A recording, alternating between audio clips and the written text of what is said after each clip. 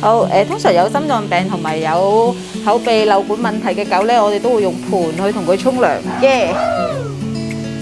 咁你就托高佢個頭啦，咁就唔好令到佢鼻啊入水啦。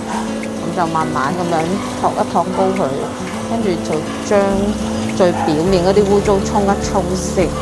咁盆一定要有啲防滑嘅嘢喺度啦，如果唔係佢哋都會跣親，咁啲水就盡量唔好太高咯。